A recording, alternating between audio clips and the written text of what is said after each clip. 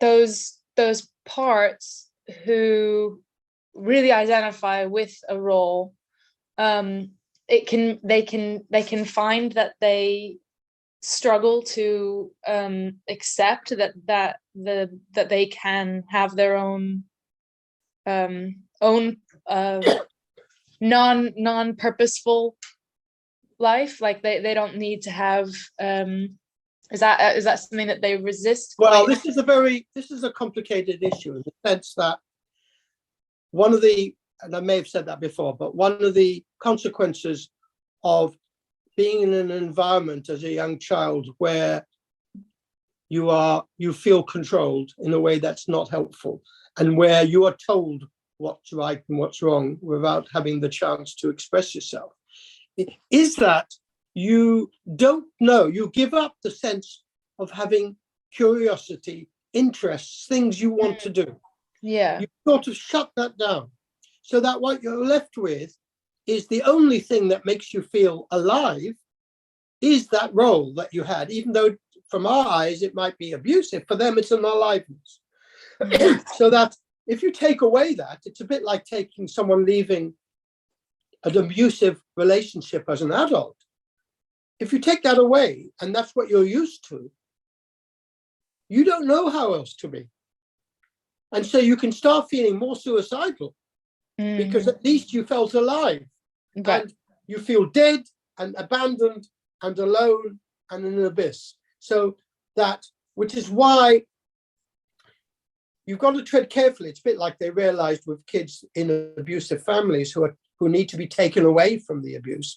You've got to be very careful, because unless you do it carefully and in stages, you're then taking someone away from the only thing that made them feel connected, and that they're more likely then to be suicidal or go into self-harm or something. So you've got to be able to engage that curiosity and be able to give time to those parts before they give up that role. Right. To find other things that they might never have thought that they might want to do. Otherwise, you're left in a worse situation than being abused. That's the paradox. Yeah, that's interesting. Well, I mean, the thing that's really cool about, one of the things that's really fascinating is how many parallels there are, because ultimately it's a human mind, isn't it? So it's all going to be, we're all different, but we're all the same sort of thing. Yeah, that's right. Because I think I've lost what the connection I had then was, but even in terms of if there's one alter who's experiencing that, and then once they've kind of had to relinquish their role, that they feel like they don't have a purpose, and they feel like they might, to get to that point, like you said, where they don't feel alive.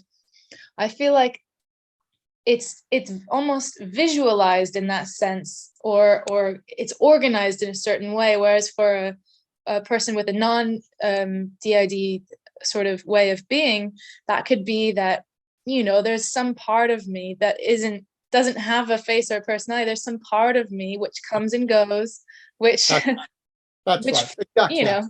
Which is how we should be looking at our lives anyhow. But of course, our culture around us isn't always very good at seeing the ambivalence that we might all carry. There's always the wish for, are you agreeing with this, or are you left or right? Are you agreeing? Are you male or are you female? The same issues there. Yeah. What is the complexity? What's the mix? Right. And can a society, if we think of a societal way, deal with that ability not to be able to define people quite so easily? Yes. To allow people to be different, because there's such a pressure to conform. This is, and in fact, the other thing I'm always struck is that people who appear to be sort of high-standing citizens who conform and who follow the rules and who do all the things you'd expect someone to do, on the one hand, they're boring, and they don't feel very accomplished. And on the other hand, at some other level, they hide a violence and extreme, which actually there's no language that they're allowed to use. So that what you then get is that sort of stereotype scenario when someone is murdered by their neighbor, Everybody says, but he or she was such a lovely person. You would have never thought they'd do that. And because that person hadn't got a language to say sometimes they're pissed off with something. They're always so happy and pleased, everything's fine. So everything is, there's always a tendency to cover up what we actually feel. And of course, it's appropriate. We shouldn't just put on the table everything we feel, depending on what situation we're in. But of course, with someone with this condition, either they're completely cut off, or they find themselves turned away from GP practices because of every so often they get so pissed off and shout and say, this is outrageous. And then the response is, we don't deal with aggression. There's a zero tolerance, and so it perpetuates it. So, yeah, which is tricky. But your point, which I think is really interesting, if it's something that you pursue, it's always having in mind the normality at some level of what people with DID are doing compared to as a society. And I can only speak from personal experience, but that would be a day when I've just taken, hit after hit of something and smiled through it. And then there's this day when I just want to scream at everybody. And that's not necessarily characteristic of me, but obviously that's part of that's in me. I mean, of course, sometimes what emerges is that the parent of someone who is completely rubbishing or denying that the father may have been involved has themselves survived by dissociating. Of course, that does happen. And so part of dissociating is denying that that's such a thing, because if you didn't deny it, you might be reminded of what happened to you, even if you're not conscious of it.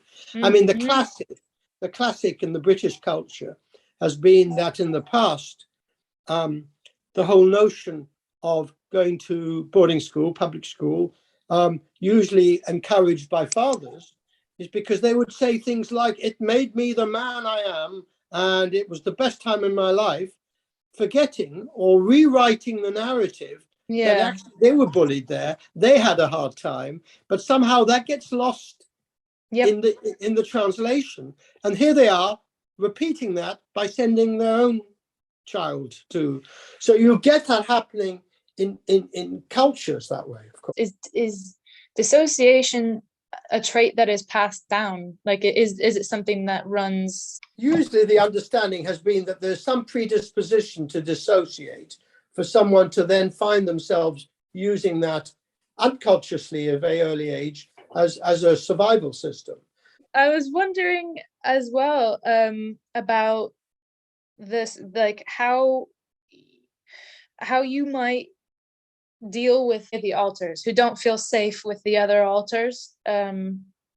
How it's the host who's being, whether or not they're being targeted by a persecutor, etc., or they just don't trust them. They might not have a reason not to trust them, but there's like a severe lack of trust to the point where they don't feel safe. With who? With knowing, I guess, or they don't feel safe maybe with the lack of control. Like, so it's just sort of in general, someone who's. You're talking about an outside part, an ANP who's not feeling safe and doesn't trust what's going on inside. It's a fairly, I mean, that's a fairly common issue, because if you've got a high functioning person who's has dealt with the world more or less okay, probably working a lot, has known there's some gaps, may know that there's certain things that make them different, but they're very good at covering up, and they haven't had any experience that's to stop them working till they reach a certain age, as we talked about before, and suddenly something starts leaking through and they start having their ability to concentrate affected, or another part comes out, or they find they can't go to work, or they're physically unwell. That's a very frightening situation. because they are the one thing that people who've got DID feel is wanting some way of feeling control before they really knew what was going on. And control is being often about being very bright, knowing, being intellectually very bright, very capable, academically and business-wise, or whatever they're doing. And to suddenly having this interruption, that's equivalent to. It reminds me there was a clip on YouTube a long time ago of someone who was a TV presenter, and halfway through it, they were doing it at home. I think it was through COVID, and halfway through it, their toddler child came in and rushed across and started jumping on him, and he couldn't manage it because he was there in his professional capacity because of COVID. He'd used a room just for that, as we all have to, and suddenly his private world was coming in, and this toddler, of course, didn't care less what they were doing, quite rightly.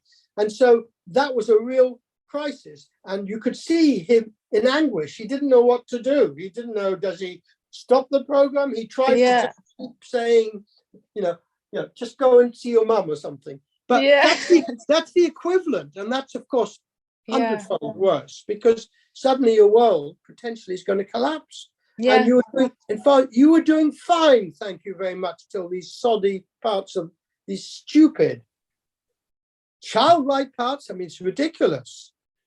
I just want to be able to get on with my work. I know where I am and I can focus. Yeah. And sometimes if they hear voices, they'll go to their psychiatrist or GP and say, get rid of these voices. Mm-hmm. And if the psychiatrist doesn't know about dissociation, then of course they will get they're schizophrenic. Yeah. So it's a horrible thing, and I have a lot of sympathy for that, because none of us would feel comfortable. I wouldn't feel comfortable suddenly if I was aware of that in that extreme way. Yeah. So it's not unusual, because, to be honest, it is like suddenly discovering you've got a family you're responsible for that you never know you had. Mm-hmm. And so, in fact, you've had to fight your way through life by focusing and concentrating so much that you're exhausted, and it's the last thing you want. So that, and so part of it is to try and engage that everybody was there with a role to try and keep the body going. They were keeping the show on the road, but the other parts were keeping it. And so that is a common, understandable fear. Yeah, I'm just making a note. And how you deal with it is to try and get some empathy about every part. In a sense, they're all victims of what's happened. They all had no choice, and that they have to try and see that the solution is to work together. But that takes a while. So loops back to what we were talking about before about, you need to gradually do this, because it can be very destabilizing to all of a sudden not have your role anymore or whatever. I've had this with people being, cautious to mention something, because if they acknowledge that truth about themselves, they're going to need to change almost everything. And so I suppose that this is just like that, because it changes your whole world. And it's true. It's like someone can be in a very destructive relationship, and their friends may be saying, really, do you know what's going on? They don't want to face it, because actually, if you face it, you then have to do something about it. If you're really thinking about it, you've got to do something to change it, which means entering into unknown territory. Exactly. Yeah. And often, however awful it is, known territory is easier to deal with than the unknown, or it's felt to be easier to deal with. So it's a struggle which a lot of human beings go through. Yeah,